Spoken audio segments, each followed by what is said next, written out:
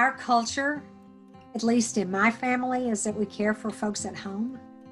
And that's hard. My values as a Native American, that's one of the values that is instilled in us, is to care for your elders. I didn't fully understand or embrace what it meant to be a caregiver until way, way, way late. I don't know that I would have said the word caregiver at the time. And I don't think I even knew the word advocate at the time, but I knew that I was in some special place. I had somebody who actually approached me and just started asking questions about how I was feeling and what was going on. And I think the light bulb went off, and it's like, oh, you know what? There are other people out there that are feeling the same way that I am.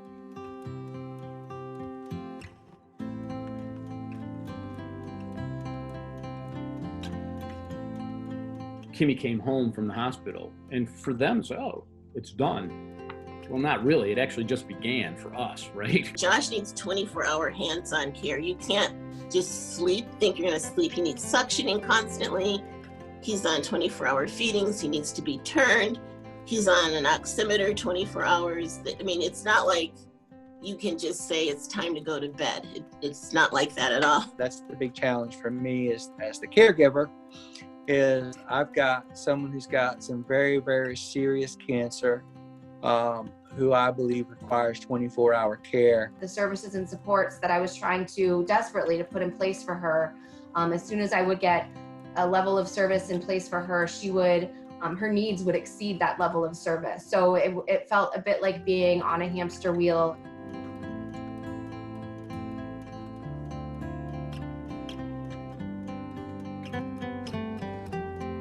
I mean, I wasn't sleeping. I wasn't going to the doctor for myself, surely not. I wasn't taking time for any breaks to restore myself. I'm physically tired. Sometimes I get overwhelmed. Probably about 3 months ago, I started to get sick.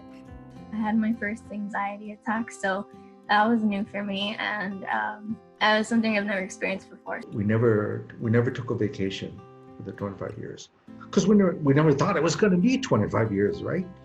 I've struggled with my own mental health, and seeing how my grandpa is kind of puts more weight on me sometimes. And I try to talk about it, and it could be hard sometimes. And I think it's not just me. I know it's not just me. There's lots of other people who are going through that issue.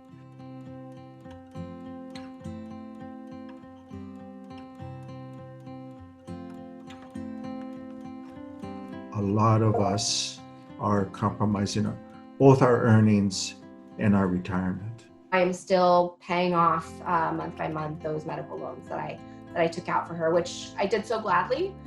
But it's long-term financial implications now, even 4+ years after her death. I've used up, what I had from 401ks to stock options. Caregiving is a very expensive experience. I didn't put my career on hold. I just jumped right out of my career and didn't have a plan for getting back in at all, and didn't realize initially how caregiving was going to financially impact me.